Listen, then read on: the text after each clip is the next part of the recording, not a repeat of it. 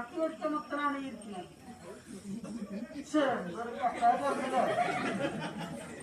ഇവിടെ വന്നിട്ടുണ്ടായിരുന്നില്ല. ഇതിന് തന്നെ കൈപ്പുറന്ന് പറഞ്ഞിരിക്കണം. അവിടെ ഒരു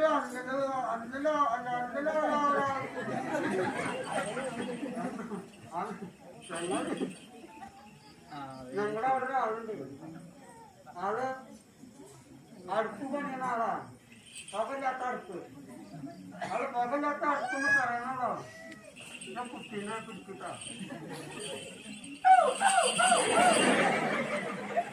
ഈ വർഷണ്ടാക്കിയ അങ്ങനെ ഈ പുകയില്ലാത്ത അടുപ്പ് ഞാൻ വീട്ടിലാണ് പണിയിപ്പിച്ചു. അങ്ങനെ പുകയില്ലാത്ത അടുപ്പൊക്കെ പണിയിപ്പിച്ച് കഴിഞ്ഞാൽ 2 ദിവസം കഴിഞ്ഞാൽ അത് ഉദ്ഘാടനം.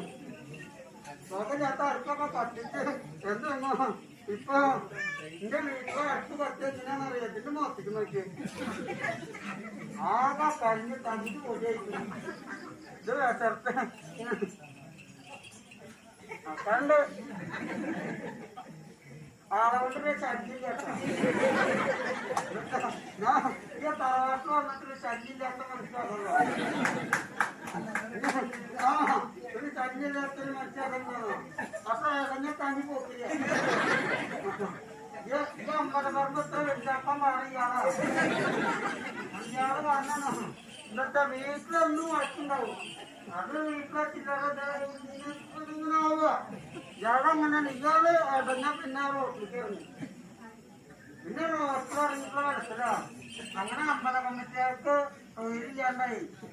അവരിരിക്കുന്ന ദേവി വരെ പോയിക്കുക. അങ്ങനെ പറഞ്ഞാൽ വലിയൊരു പറമ്പുണ്ടാക്കിക്കോ. ആ ചങ്ങാതി ഇങ്ങനെ എപ്പോഴും നോക്കണം. ഞങ്ങളൊക്കെ ഇപ്പൊ ചിരിച്ചാണ്ടാവും. ഞങ്ങളൊക്കെ പോവും. നാളെ തന്നെ അന്വേഷിക്കും.